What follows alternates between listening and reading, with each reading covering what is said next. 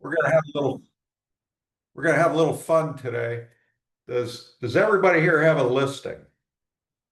Caroline has a listing, Naira has a listing, Amanda's working on getting a listing. Christina, do you have a listing? I do. I have a couple of them still out there.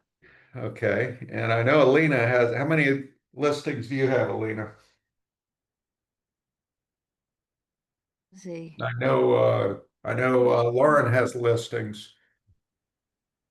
So first thing I'm gonna do is I'm gonna share the PowerPoint slide with you guys, the slide deck. I know Tony's got some listings. Let me see if I know how to do this. File.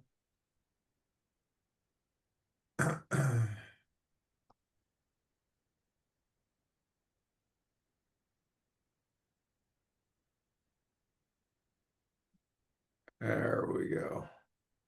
So this is a complete set of the slides for you guys. There's a lot of dialogue in here and some checklists for you to use and some things to think about. So at some point, you may want to revert back to that. So you might want to grab that off of there and save that in your marketing folder.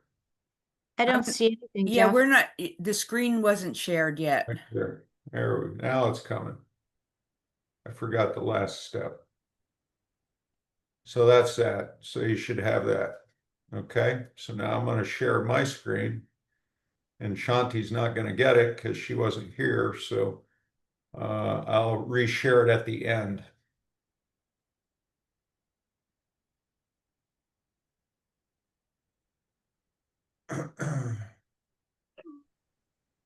Can you hear me?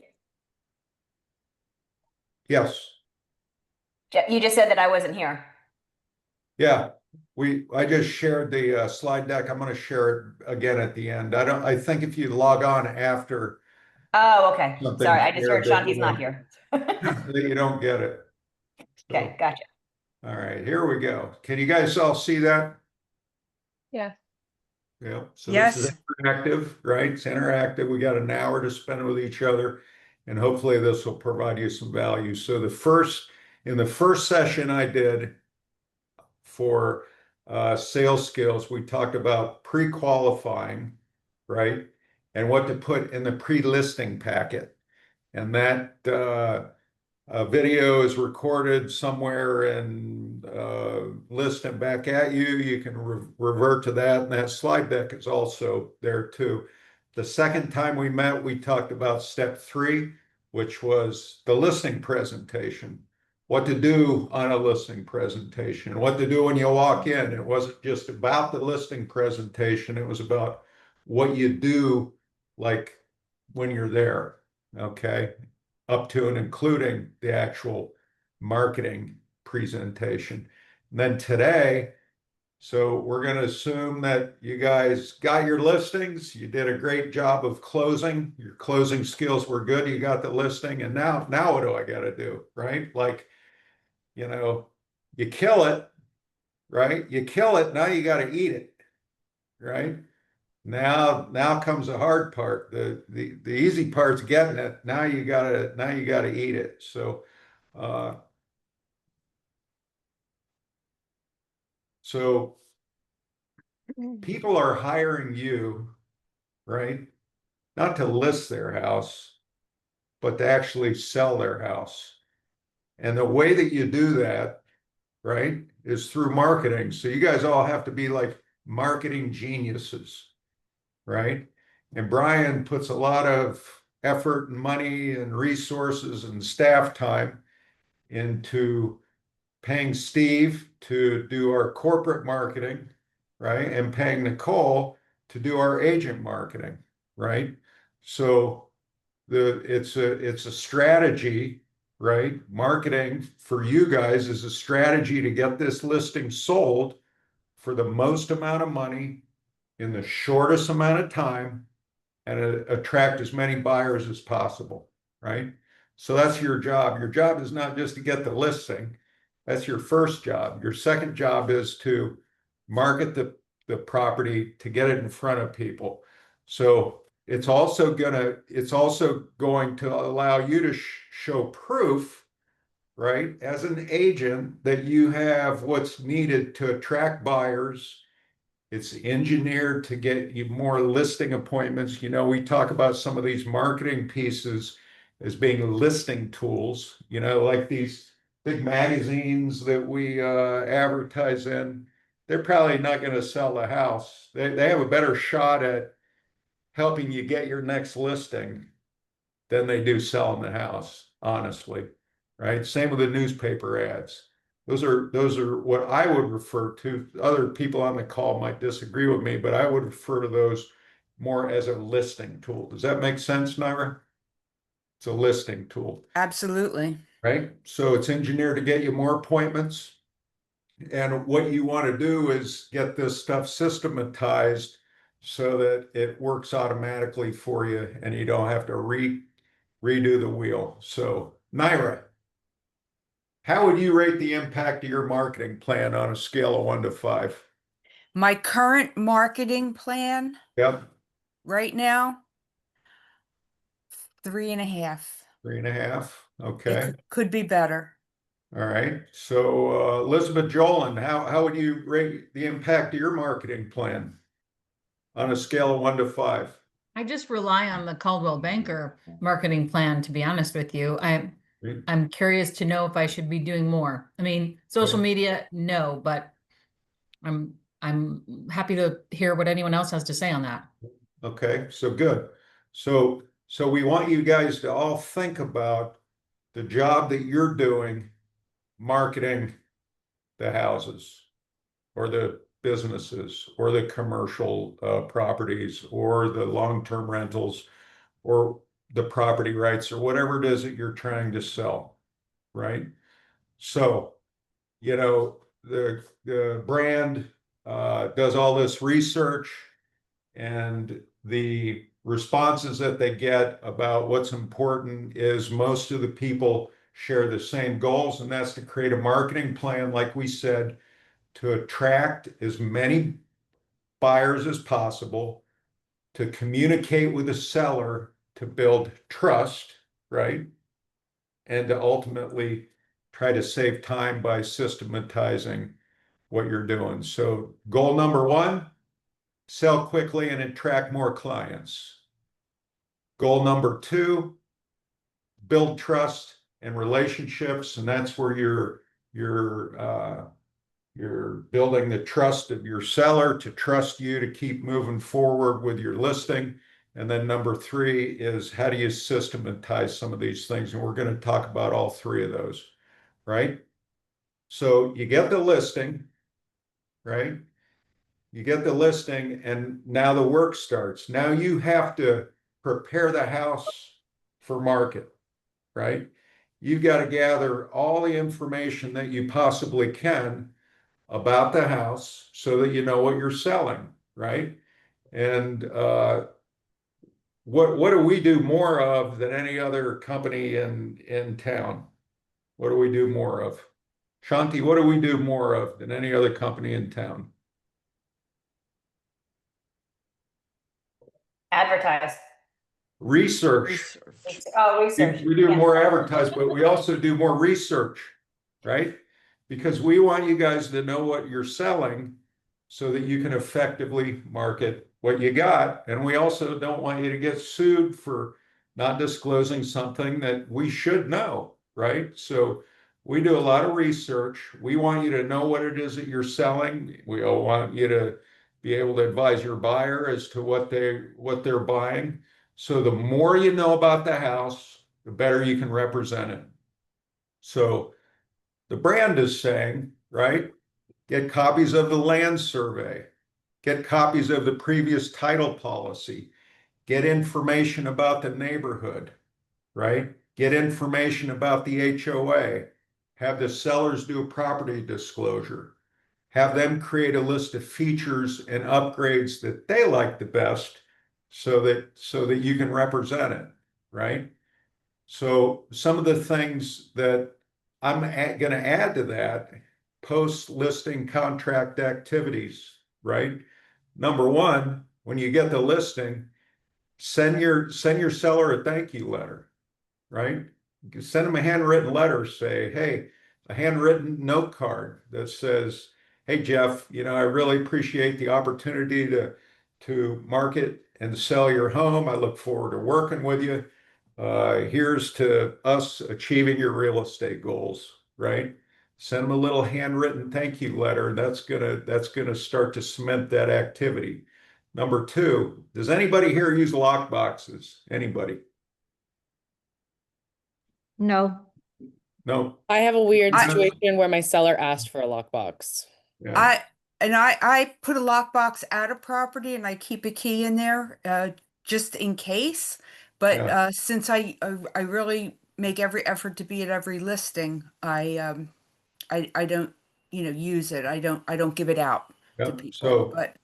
So But I'm me, so I lose things. So if you are using a lockbox, one of the first mistakes I made as a new agent in Naples a long time ago is I put a lockbox on a house. I put the only key I had in there, and some buffoon from another company showed the listing, and they locked the key in the house. Right? So here we go. We're starting off with Jeffy Boy, new listing agent. Now the house is locked and I can't get in. So what I learned right from that point is always keep a copy of the key in my car. I kept all the keys to my listings on a keychain, maybe not so somebody that broke into my car could figure out what it opened, but in a way that I could know what was going on. I always kept it extra key so that I wouldn't have trouble getting in if somebody lost the key or locked it in, right? Okay, how many people install lawn signs? oh, Yes. I have them installed, but I don't do it myself So how anymore. much does that cost you? $80. 80 bucks to install a lawn sign in Big Pine Key. Well, Shanti, anywhere he does it. how much does it cost you, Shanti? $50. I think Isabel pays 20. So I'm not sure if they put them up straight, but so the company provides you the signpost, the thing that you hammer in the ground, the arm with the arm, and the actual hanging sign, right? You should have your own custom riders that you put on there with your cell number, right? Because so people can call directly to you, right? Number four, photography. Shanti, how much does it cost you to get a set of photographs done for a house? Depends on the size of the house, but a few $100s. Yeah. So Elena, how much does your photographer charge? Elena's not responding there. What about Alicia? How much does your photographer charge? Uh, about just a regular photos without like drone or anything is about $200.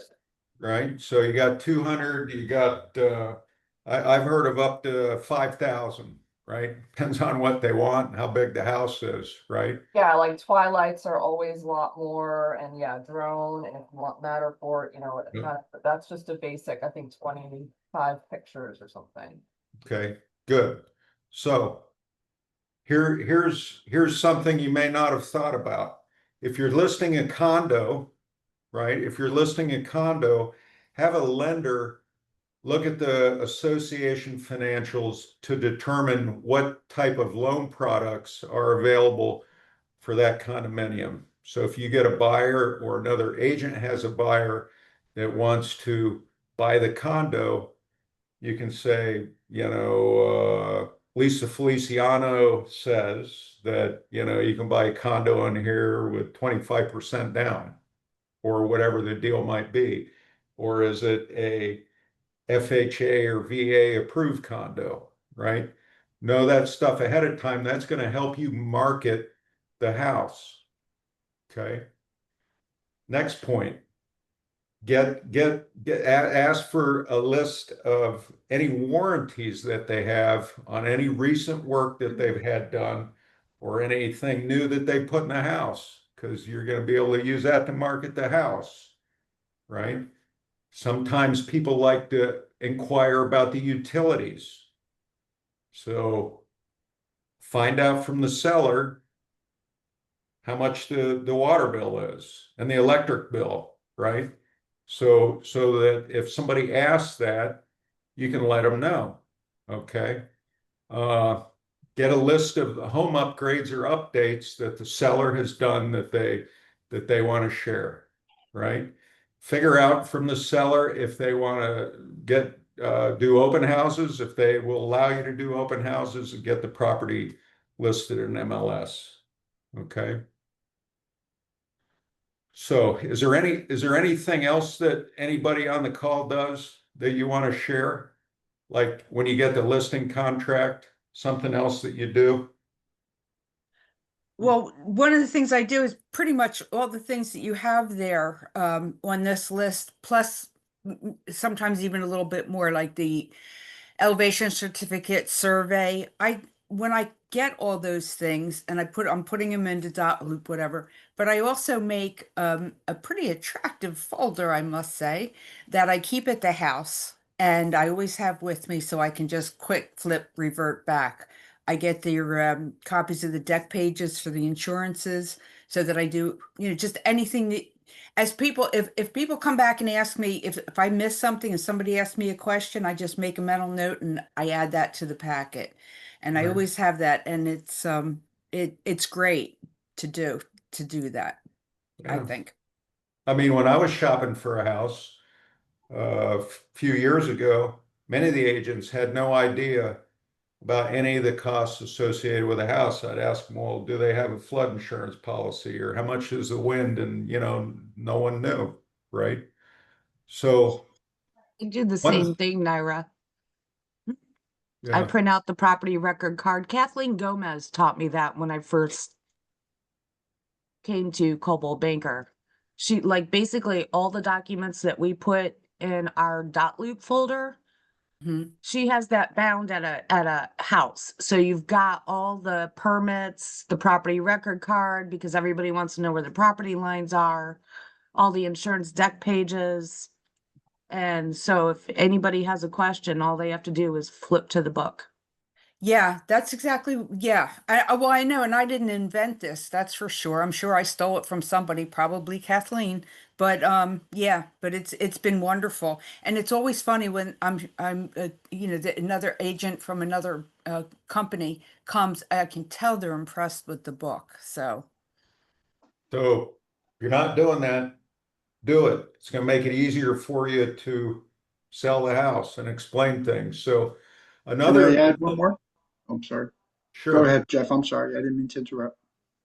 So go ahead, Frank. What were you going to add? I was just going to say, I was going to add one more thing to that list. When I would take listings, I had a seller interview that I would do that would ask them, why they bought the house, what did they love most about it, what are some of the things in the neighborhood that they appreciated or, are going to miss?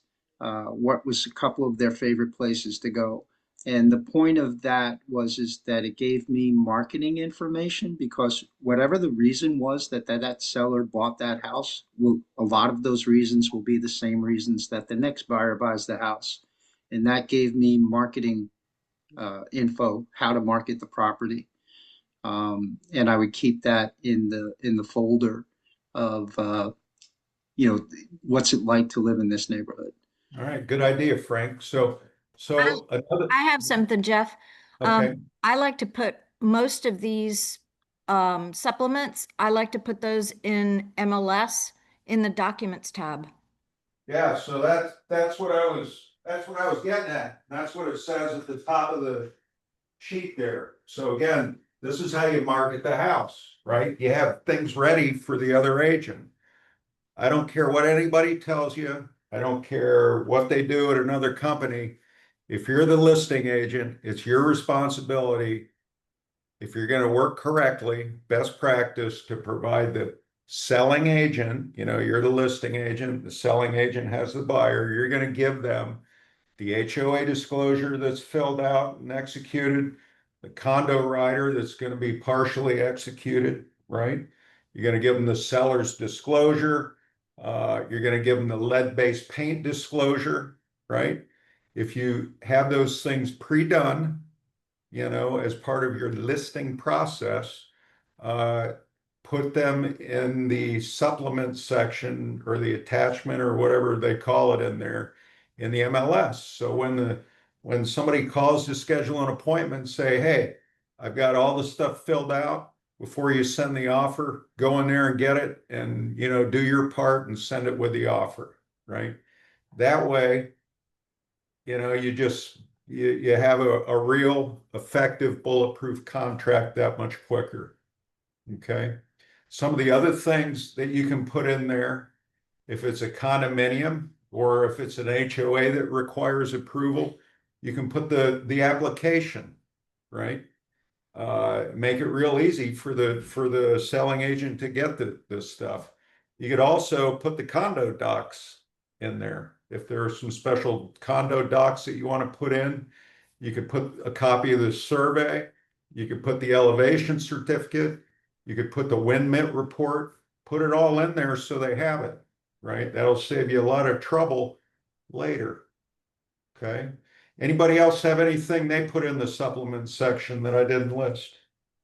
It's Jamie. I don't, well, I put it in the MLS, but the other thing I did was I set up a folder in Dotloop that's specifically for any buyer's agent that calls to request information. And I also include in there the compensation document.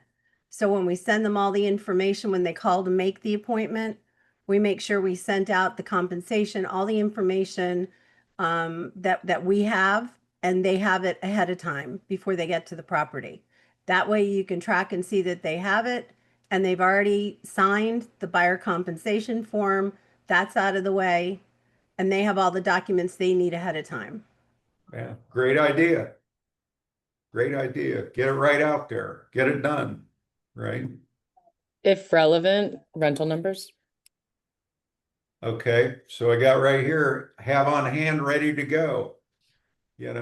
Furniture inventory is something that you guys skate around a lot. It's a lot of work. Nobody likes to do it, but I've seen a lot of issues over my tutelage with real estate brokerage with running into inventory problems on closing day, right?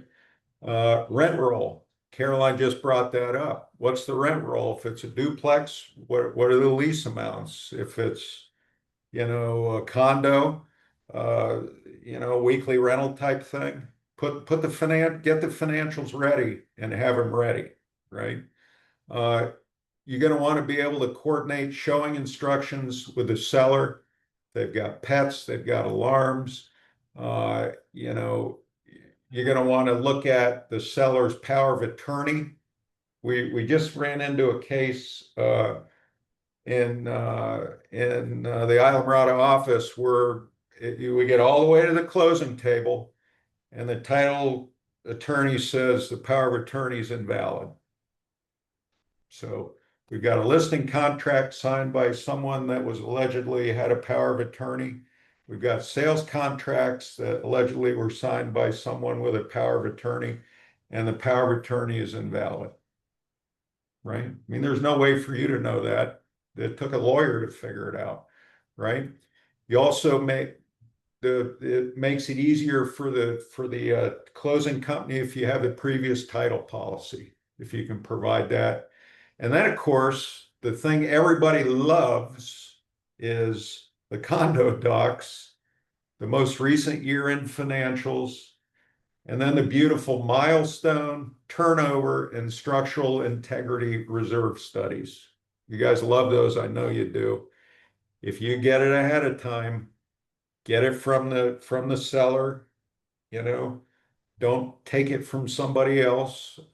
We've had lawsuits in the past where in this company where the agent got the condo docs or got part of that information from, the MLS and MLS attachment or, somebody else, and it turns out that it was invalid. That was over a right of first refusal, because some of these condos have rights of first refusal.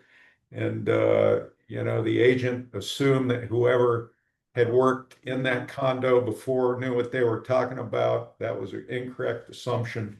And we got in a little bit of a problem for that. So, it's your job, set the expectation with the seller. It's the seller's job to get you that. Now, Elizabeth Jolin, do they always like to get those to you? No, They love to do that, don't they? they don't. It's a pain in the neck. I mean, it's a lot of work for them, I guess. Yeah. And But then you they- have to deal with Mary. It's their responsibility. Make it their responsibility. Give them that job. Okay, it's part of marketing the house. So there's a section in here about staging. If you have used a stager in the past, speak up, please, and let me know. Has anybody used a house stager? Just online, just virtual. So a virtual stager. So was that in a vacant house? Yes. Okay. And how much did that cost? So I've done a couple different ways. I have used just like an app and it's really easy and it was like $30 a room. And then Patty and I, when we listed one of her multi-million-dollar listings, we had the photographer um handle it. They can handle it too. You're going to pay more that way. Has anybody used an actual person as a I used to stager? do it.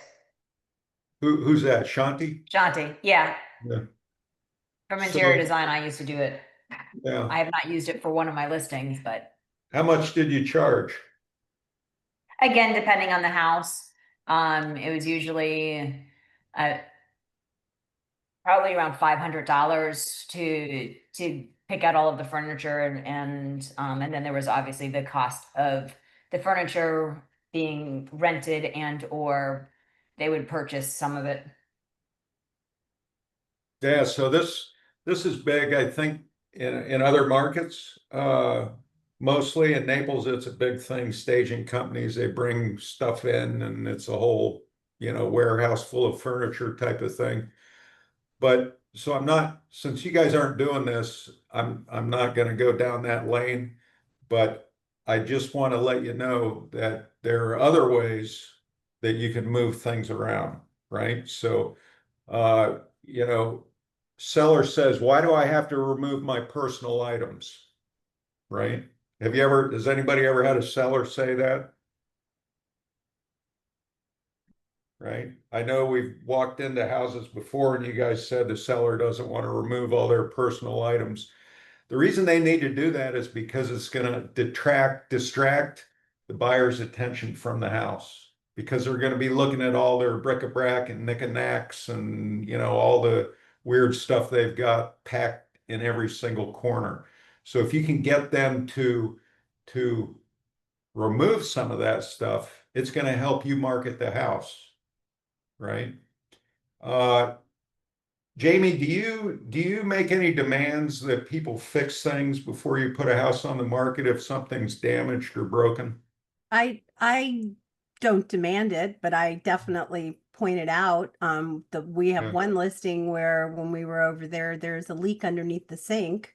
And I mean, I guess I have the benefit of David and Chris, so they always come over and do a quick kind of walkthrough just to see what needs to get done. But we found a leak under a sink and pointed that out, and a couple clean the air conditioning filter, things that come up during an inspection that they should take care of. The other thing I recommend is getting them to clean out underneath all of their cabinets, their bathroom cabinets, their kitchen cabinets, because again, when it comes time to do a home inspection, whoever the inspector is, if they open the cabinet and it's full of stuff and they've got to move things out of the way to get their pictures, it causes just stress. So why not make it stress free? Make it nice and clean and fixed. They can open it, close it, it also gives it the impression that the house is better maintained in that case. So, but you can't demand it, but you can definitely point out. So you're doing, even taking it to the extent, kind of a pre-marketing inspection with a punch list, right? And Yes, I've heard of listing agents doing that before. They there's quite frankly a lot more agents outside of our company that are doing that with inspectors right now. right. And you would know that because they're Yes. probably hiring your husband to do it, right? Yeah, yes. Yeah. They call Chris So- or they call David and there's more agents that are actually doing that. So when it comes time to do an inspection, it's it's everything pretty much is fixed. Lisa Weeb actually had her big house down in Lower Matt. That owner called David and he went out and did a pre-sale inspection so that he knew what to fix. And that house was in great shape. But it was a matter of the seller. It's to the seller's advantage. Right. Because as this says in Titan Talk, the person walks in the door, they're going to decide if they're going to like the house or not in the first 45 seconds. So here's a list. So the question is, what do you take out? What do you move around and what do you put in? Right. Again, you guys are all going to get these slides. Feel free to cut and paste this and make a document for your people. But here's a list of some of the things to remove, right? So you can see that it's basically decluttering. It's making closets look bigger. It's cleaning all the nonsense off the countertop, put all the toys away, clean, clean, clean. I can tell you, I've been in a lot of houses with you guys on Caravan, and many of them are filthy. It's like I wouldn't even walk in there with bare feet, right? It smells, the tile's dirty, it's really not the way to try to market a house. And I know that's a challenge for you. So Alicia, what are some of the ways that you try to use to convince your sellers to clean up their house? I mean, tell them before, especially for the photographers. Yeah, we can't really hear you good. Can anybody hear? Oh, sorry. Yeah. Can you hear me now? Yes. Okay, sorry. My laptop's over there and I'm using a keyboard. Yeah, I think it's more like before we even have the photographers come, I mean, we have something in our marketing plan that says, this is how you make your house show ready and photo ready. And then before the photographers even come, we want to make sure that the house is ready. And we do explain about taking down all the personal pictures and those types of things so people can imagine themselves living there, and it really helps to not see, and also having all the countertops clear and, but a lot of times we go in before the photographer and we just move things, Yeah. because we have to. And Right. we do put it back, or we try to put it back, even though it's probably better for the showing to have them all moved, but like, I'll just go before the pictures and take everything off, the bathroom counters and everything, that's the better, Yeah, the sink, I used to take stuff off the counter and just hide it in the sink or That, put it in the yeah, or dishwasher, yeah. right?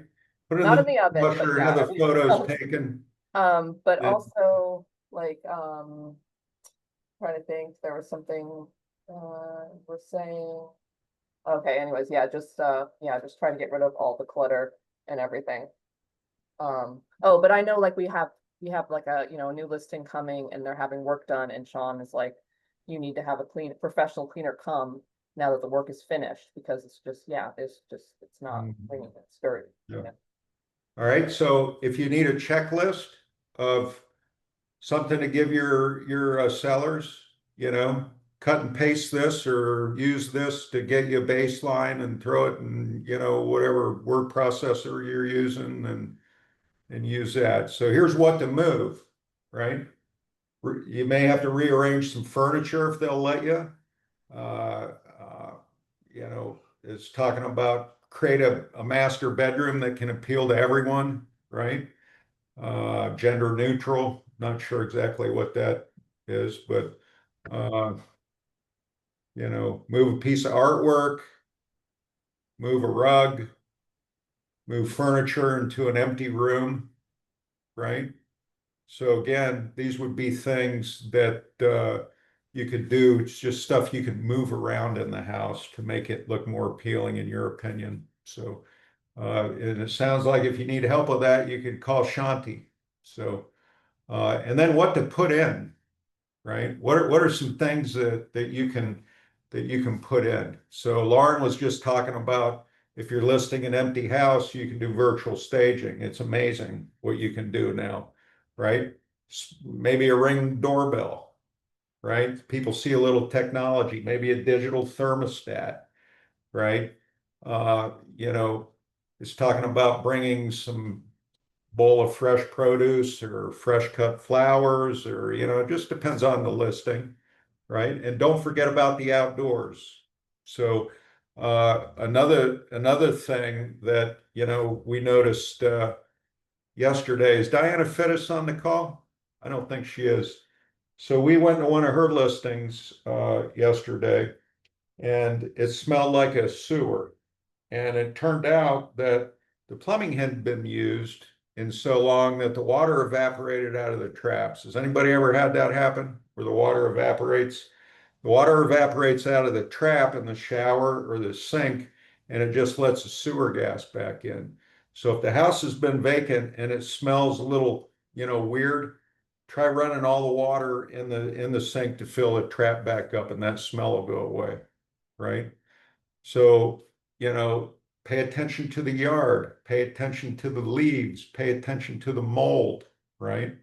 We don't really have lawns or fresh sod, but and the windows, you know, it can make a big difference.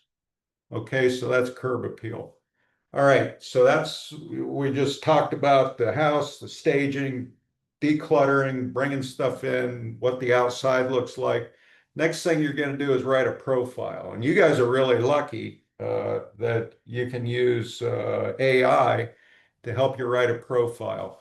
But what I would caution you on your profile, I mean, you can tell when somebody uses AI to write a profile, can't you? Because it's always the same length, right? They put in how many digits or whatever it is can be in there, and all those profiles are exactly the same length. So, you know, you might want to dumb it down a little bit. Try to work with your AI. Frank can help you make it talk more like you, right? And you know, Jeff, you're yes. I have a prompt that I have for that. If you guys want to make it more natural and more um, realistic, so it doesn't sound like everybody else and look, the whole point of the prompt is to make it actually like a marketing description, not like a chat GPT robot. Can you put that in the chat? I can. It's a little extensive, but I will. Oh, well, never mind. I Maybe will. I'll put send you that. the list. Yeah, yeah, can you put it in the chat? I'd love to see that. Sure. Or you know, make a note of who's on the call, and we can email it to you guys after. If somebody could make a note, maybe Frank make a note of who's with us. So, Yeah. okay, No so problem. thank you. So photography, you know, don't use your iPhone to take pictures. It does it, you can tell, you know, I mean, it doesn't work. Uh, the other thing I want to talk about pictures is my belief is when you're ordering pictures in the MLS, I always use the phrase, use your 6 sexiest pictures first, right? You know, they want you to have I think, a front picture of the house or something like that first. But then, you know, you don't have to line the pictures up so that it's like you're walking in, oh, there's a coat closet, and now we're in the hallway, and now we're in the foyer, and now we're in the great room. You know, a person that's online is generally not going to look at 47 pictures. They're going to look at the first several, right? Three, four, five, six. So put your hottest, your best pictures in that six. You know, what's your kitchen look like? Your bathroom, your any you know, special views or entertainment area or outdoors or something. Put those pictures in 6 so that you get them in there, and then switch them up every once in a while. You know, if you switch them up every couple weeks, put a different one in front or switch the order, it may attract somebody else that has a different liking to a different type of picture. So, and it's something you can tell the seller that you do. You can tell them, as part of my customer service, I reorder these pictures all the time just because it keeps it more relevant online, and it may attract other people. Uh, so, uh, you know, this talks about your online presence. So when you get a listing, I would check to see how it looks on realtor.com and how it looks on Zillow and how it looks on coldwellbanker.com and all the websites that you feel like are important. Make sure that your profiles are updated on there and that the listing is being presented the way you want it to, right? Because chances are your sellers are going to look at that and you don't want any surprises, right? So, next thing here on the list is about your sign. If you have a custom sign with your picture on it, you paid for those and your own phone number, put them up. Make sure that the post is straight. If the post is leaning, it makes you look like a slacker. Make sure the post is straight. If you don't have your own custom signs, get your sign writers. They're very cheap. Your phone number and your cell number, right? So, this call capture technology was something that I haven't heard much of lately. Is anybody doing anything with QR codes or any kind of call capture technology? Homes.com is doing some stuff for me with that, Mhm. but Yeah. I only have the one listing, so I can't know how well it's really doing. Okay. I Well, have QR codes. QR codes, good. And I think my CB desk has a QR code. They have some way to make a QR code. When you say Um, post to the CB website, doesn't that happen automatically? It does, but I still want you to check it to make sure that you see what it looks like. So one of the things that we're going to recommend is communication with your seller. We're not to that part in the presentation, but one of the things they're recommending is take the hyperlink that goes right to your listing on Zillow and take the hyperlink that goes to whatever websites you feel are important and send them to your seller so that they can see, hey, this Lena, she's got this thing all over the place. Some of them will know that automatically, some of them won't. So again, it's that communication about what you're doing and building that trust and that relationship, right? Let them know what you're doing. They're not going to know unless you let them know. They're going to know what you're not doing, right? You'll get that call, but tell them what you're doing before they tell you what you're not doing. So, all right, so let's go here. Leave a paper trail, right? Paper, paper, paper, right? Nicole does all kinds of things, all kinds of services that are provided for you guys to create flyers, to create just listed postcards, to create, the staff does newspaper ads, communicate those things to your sellers, send them one, send them a copy of the newspaper ad. They might not see it, especially if they live out of the market. Part of customer service, building trust, building a relationship. And then finally, open houses, you know, open houses, I think, I don't remember exactly, maybe 7% of all houses sell as a result of an open house. And we show you time and time again that, you know, our agents do open houses, they get visitors and they get leads. And people do buy houses. They might not buy that house, but they may buy something after they meet you and learn your value. So there's a difference between hosting an open house and working an open house, right? Working an open house is circle prospecting and signage and ads and social media working the open house? Hey Jeff, can you hear me? Yes. It's Alicia. One thing that we've been using, so when Back at You does those ads, you know, like as soon as you get a new listing, it creates like and runs for 7 days. The company does that. The Um, blast, yep. they'll send us an email showing the results of the ad. And then that's sometimes a good thing to share with your seller, you know? Saying, Absolutely. I've never seen one of those. I yeah, they just send like a looked at report. mine. I just looked at mine and it's gibberish. Oh, yeah, I mean, it just says this is how many, you know, what your reach was, what your, you know, who clicked and that kind of thing. And we just will send it to them and say, this is the results, you know, we did this ad and this is, you know, the outcome, blah, blah, blah. So, Yeah, maybe we should share that report at a business meeting to explain to you how to effectively use that. Want to make a note of that. That's the email. That's the social blast. You set them Anybody up in else? list The one track? I just got. Say again? I'll email you the one I just got. Okay. All right. Thank you. No, that's not list track. That's something different. We're going to get to that. So, you know, here's just a checklist of some marketing ideas. Send the listing to every agent in the office and neighboring offices. You know, schedule a caravan. You know, we had caravan this Tuesday in the Upper Keys, and there was like 10 of us walking in a line, looked like a bunch of soldiers, and all the people that lived in the condo were coming out and looking to see who was coming. And so that was kind of cool. So they know we work, right? That's what we do. We work. Get it in the MLS.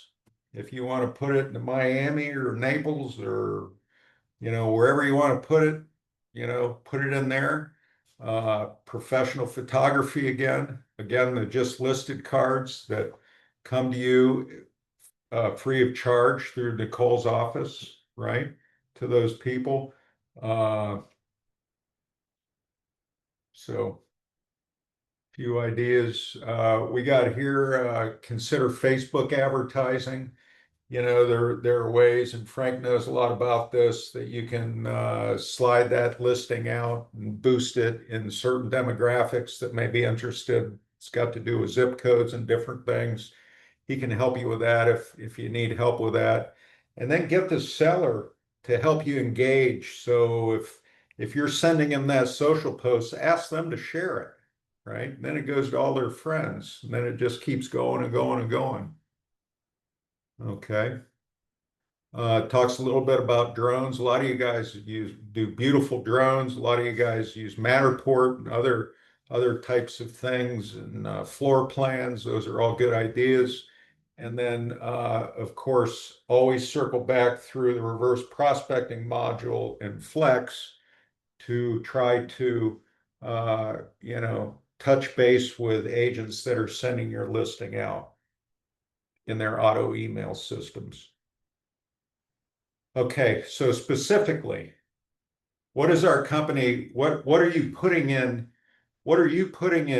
your marketing presentation to them? So if you're using the company marketing presentation, what am I talking about advertising?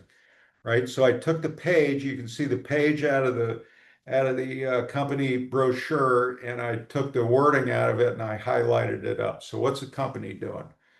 We're putting the listing in 180 sites, okay, including sometimes Miami and the beaches, right?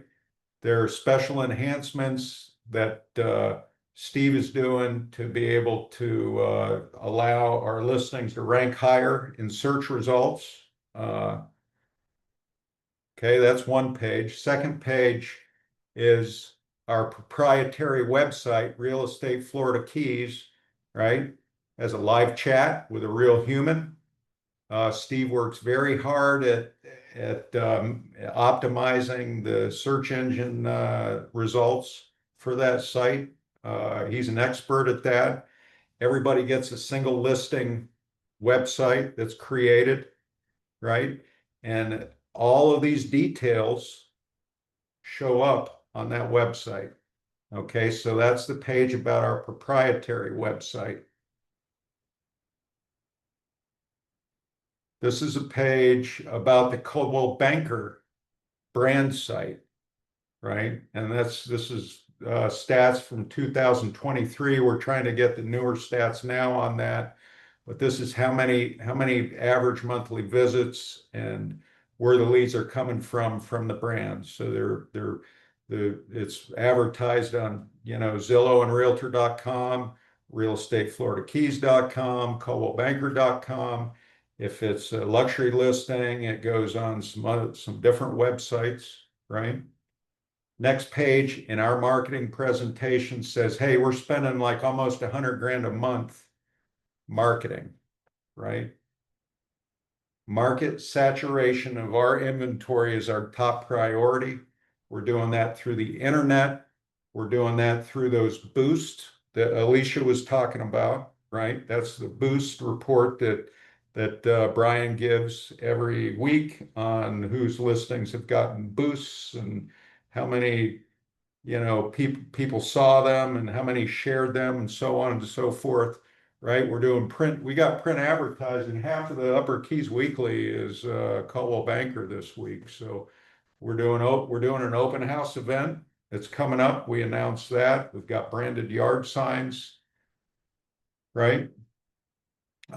Next page in the marketing presentation talks about the videos and the paradigm stuff and the YouTube stuff and the for sale signage and the open houses that we do. And the next page talks about custom flyers, the just listed, just sold flyers, the price reduction flyers that get sent out to all the agents in the market and all the people in your SOI. You should all be building your SOI to get it to at least a 500. Okay. All right. So that's about the marketing. So does anybody else have anything that they do from a marketing standpoint that you want to share or that we haven't touched on? So you can also put it in the chat. So the final thing, we're going to wrap it up here as quick as I can, is about the service. It's about the service, building the relationship of trust and value and communication. So, you know, you get a listing, right? You get a listing. How would you rate your service? How would you rate your customer service or your service plan on a scale of 1 to 5? You know, you guys can all go into your mind and think, you know, well, I'm really should do a better job. I'm at a 2, or, you know, I'm doing a pretty good job. I'm a 4. How do you rate your customer service? So here's what the challenge is, right? As soon as they list their house with you, they're going through a set of what if questions, right? What if the right buyers don't see my marketing? What if the buyers don't like the house? What if we didn't price it right? These people are all scared to death, right? They're scared to death to ask you about it. You're scared to death to talk to them about it. So what we're saying is just rip the Band-Aid off and start talking about everything all the time, right? Eliminate the what ifs by keeping in touch with them and establishing a communication plan, right? So I can tell you it's happened to me before. I took a listing and I was afraid of the seller and I never called her back. And this was in Naples Park. And she called and said, Jeff, you know, it's been a month. I haven't heard from you. You know how that makes you feel? Has that ever happened to you, Alina? Has that ever happened to anybody? If nobody says yes, you're Yeah, telling no, the I had truth. I had a hard time getting to undo my microphone. So sorry for the delay, but yes, and it's an awful feeling, and it's a whole lot easier to figure out what you're going to say to somebody. Just there's always things that you can say to keep in touch. Yeah. So I hate that. I hate when I get a phone call from a seller. It makes your heart sink. It really does. If you haven't gotten one, congratulations. But so the point is, keep the conversation going with them, right? So here's some scripts. Can I say something? It's Yes. Jamie.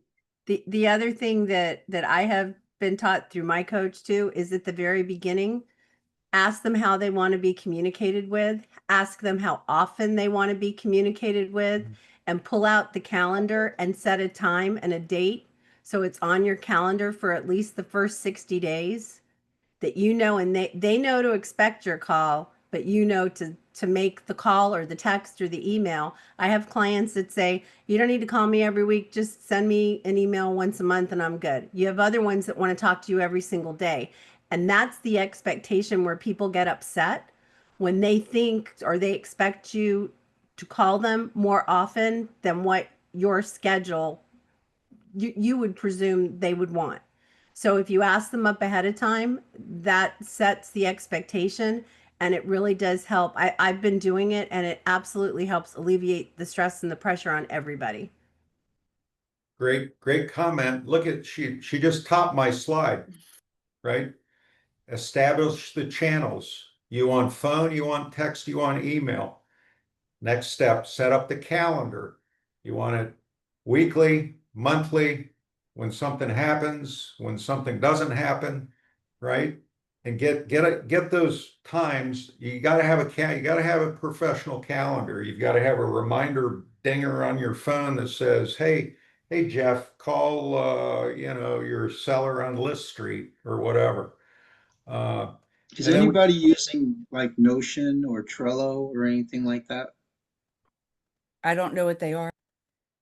They're it's exactly what Jeff is saying right now, that they prompt you to make sure that you do that stuff, and you can include in there any details that might be pertinent to that conversation. So it'll come up on your screen automatically, and it'll also send you an email to say, "Hey, you need to do this now." Is anybody using anything like that?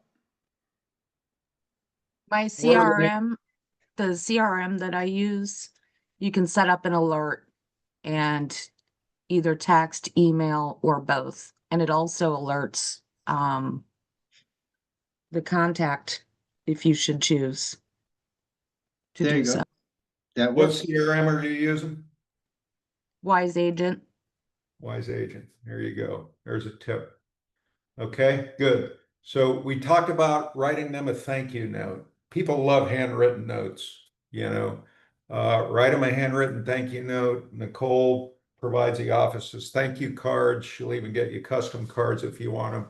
And then be proactive. We talked about, sending them an email, maybe when you get all the photography and everything in place, send them an email with the hyperlinks for the listings and say, just want to let you know, here's where your house is. Bang, bang, bang, bang, bang. Right? They can click on them. Please share these with your friends or, whatever. And there's some wording right there for you to use for that. So uh, send a weekly market update. And I'm going to give you a real good example on this in a minute. And then be prepared for marketing reposition. It's that price, it's that price reposition, the price enhancements. Uh, and it says right here, Titan Talk, the houses that aren't selling, those are the sellers that you need to talk to the most, right? So this is something that I learned at this last MFO event that we had in Boca, and it's called the seller service cadence, right? And it's ABC, ABC. The steps I took, the results I got, now I need to adjust. So I put a few examples to the right of how to get your mindset in this mindset. So the step I took was I reduced the price by 50,000. The results I got, I had 3 showings, but I still had no offers. So here's another adjustment. Let's reposition the price again, right? So these are ways, the seller service cadence, that you can communicate with your seller to say, we reduced the price. We had 3 showings, but still no offer. So let's, it's time to look at that again. Or, ABC. I knocked on all the doors and invited everybody to the open house. The results I got, I only spoke to 3 people that answered the door, So time to adjust and send the neighborhood a postcard, right? Again, the seller service cadence. You can fill anything you want in there, but it's the steps I took, the results I got, and the adjustment that I made. Okay. Just a reminder, you're communicating with people. Everybody has a personality style. Communicate them with their personality style. That means you have to be versatile, right? And there's some tips on that. Okay. And this is kind of what Jamie's talking about here. So the communication depends on the client. Some just want email and text and they don't want to call. Some would prefer just to talk, you know. Basically, it says if they want calls, then that's what they get. That's what Jamie is saying. If they want to text every other week, that's what they get, right? So systematize some of these things. Okay, I'm going to skip a couple things here. So thoughts on servicing, right? The listing during the listing period. As Jamie was talking about, calendar your communication expectations with the seller. Put it right into whatever program or ledger you're using to make sure that you're staying on schedule. If you're into time management, you're probably going to have a certain time of day or day of the week and time and day of the week that you're going to make all these calls at one time, maybe, right? The other thing you need to really pay attention to is that expiration date. I mean, we have listings expire, you guys don't even know they've expired, right? I mean, that happens. You know, if you call expireds, you know, people forget about this stuff.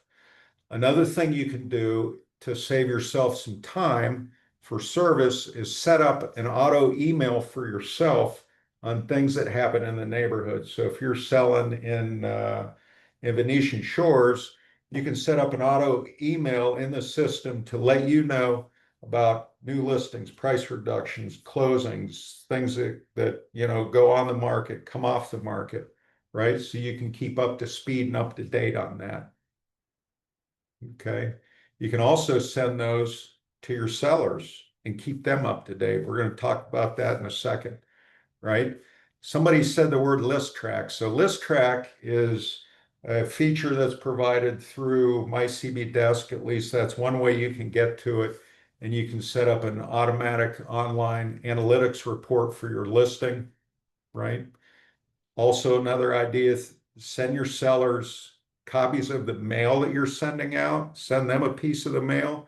Send them a copy of the email, you know, the blasts that you're doing. Share the feedback with them right away. Send them your open house schedule. Make sure that you are picking all the dead roaches off the out of the house before you know people are coming to look at it. Most importantly, communicate, communicate, communicate. They want your communication. So this is actually this is a real letter, and I retyped it because I does anybody know Yoki Melnick? Any MFO people? Have you heard of her, Jamie? Yogi Melnick is somewhat of a famous agent, an MFO superstar.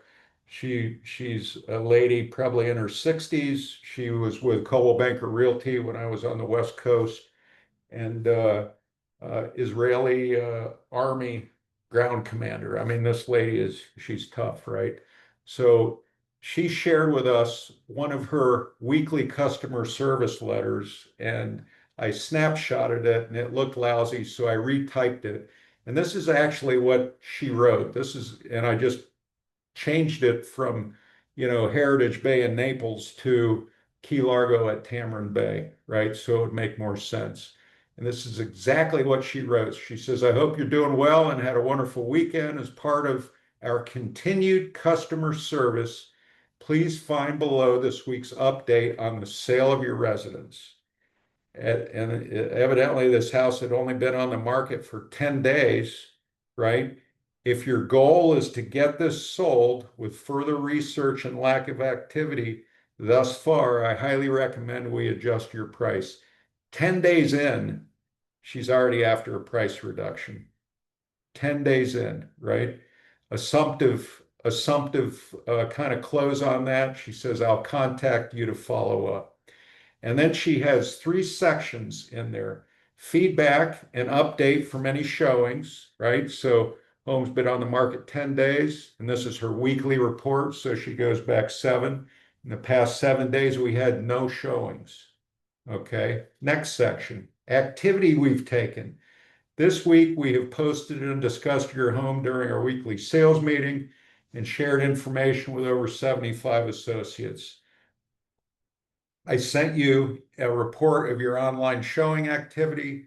I mailed our postcards to 50 of your neighbors. I sent an email blast to everybody in the board and to all my personal contacts, and I delivered brochures to your home to be laid out, right? So she's given him feedback. She's told him what the activity is. And then she says changes in market activity, right? She has her customers set up on I guess that would be biweekly, not biweekly. Every Sunday and Wednesday morning, they get an auto email from what they use in Naples, which is not Flex, it's Matrix, and to receive market updates. It's important that you receive these emails and updates to keep you informed of changes. So I just did a little snapshot from Tamarin Bay through Flex for the last week. And it shows snapshot of the market activity, the actives, and it looks like one is contingent, right? So then, if you have any questions, would like to make changes, and here she's asking for the referral, or know anyone looking to buy or sell in our marketplace, please reach out to us at any time. So that's an actual email that Yoki Melnick from the Naples market, very successful, sends on a weekly basis, right? Does anybody else send a weekly email communication, or biweekly, or monthly? No, I honestly haven't. Yeah. So like Can I ask- this is like a lot of work, right? Yeah. But if you've got this, Initially, if you I got would- it in a template, the biggest amount of work is thinking about what you're going to put in it, right? And then if you can get in a habit, right, of making the time to spend an hour doing this for all of your listings, or a couple hours or 30 minutes, it can really make you look like you know what you're doing, right? So that's another thought for you. So this is something we shared at the last one of the previous sales meetings. This is another checklist you can use. Post price improvement plan of action. You go in and get a price reduction. You give them this and you say, as soon as I get this price reduction, this is what I'm going to do. I'm going to advertise this new price through this way. Bing, bang, bang, bang, bang. Checklist you can use to remember what to do. Okay. Somebody mentioned the list track report. This is an actual copy of an online list track report from April's listing on Madrid Road. You can see, to get in there, you go through My CB Desk. It's highlighted in yellow. You go to list track. You can set these reports up so that they go out weekly or twice a month or once a month. And it's going to give your seller the information about how many times their home was viewed online, right? You set it, forget it, it's automatic. Okay. And I believe the Paradigm system for our virtual tours does the same thing, except I don't have an account with them, so I can't get in there, right? So let me see here. I think that's it. Is there anything else you guys can think about? Did this help you come up with maybe a few ideas about some absolutely. things you Can can I do? add one more lot. little thing on follow-up? Sure. Okay, so every single one of you has a phone in your hand, right? And when you go or when you leave the listing appointment, first thing you should do is pick up the phone, and depending upon you have an iPhone or an Android, you can say, Siri, remind me to, on every Friday at 9 a.m., to reach out to XYZ, Mr. and Mrs. Jones, right? Or text me to remind me to contact Mr. and Mrs. Jones. If you have an Android phone, you can say, hey, Google, remind me every Friday at 9 a.m. to contact Mr. and Mrs. Jones. So that's another way that you can make sure that you don't miss or forget to follow up with someone. You have it right in your hands and you can talk right into your phone. It takes you 2 seconds. All right, thank you, Frank. Anybody have anything else? I'm sorry we went over a little bit, but we have Yeah. some discussion. The only thing Go ahead. I want to mention that I started doing this a little while ago is at the end of every showing for my sellers, when the showing's over, I contact them right away. I don't wait till I get home or figure I'll do it later on in the afternoon. I call them so that it's done and over with, because I find that just helps me, and they seem to like it. So these are part of your sales skills, right? This servicing, this marketing is part of your sales skills and part of your professional education that you need to learn from and try to implement this stuff as it fits you. So we appreciate you being on. I uploaded that PowerPoint in there again. You can grab that if you want to cut and paste. If you want any more of this information in some other format, let me know. Okay. Jeff, do you want this posted on the YouTube channel or no? Yeah, yes. Okay, fantastic. Just so you know, I there don't is. think I said anything, immoral or unethical, did I? I Usually I think so. do. So I, Anything we said bad about Frank, we said it before you actually got oh on. yeah, we were talking Yeah, I about, don't. uh, Yeah, I don't care about that right, part. right. So, Okay. Can you post the yeah, link the link. to the The actual link is in YouTube the chat. channel? Yeah, the You link is in get, the chat. go ahead, Amanda. Can you post a link to the YouTube channel? It's in the chat. Okay, thank you. So as soon as the recording comes out from Steve, we'll post this to the YouTube channel. Yeah. So remember, guys, now's the time to start working. This is when everybody starts taking the rest of the year off, and this is where you can make a big difference in what you're doing. So we're all here to help you. We're here to support you. And I hope if I don't talk to you or see you again, well, I guess I'll see you Wednesday. So have a good weekend. Bye. Thanks. Thanks, Jeff. Bye You bye. too. Bye. Thank you. Bye. Jeff. Very Bye. good. Thank you. Bye.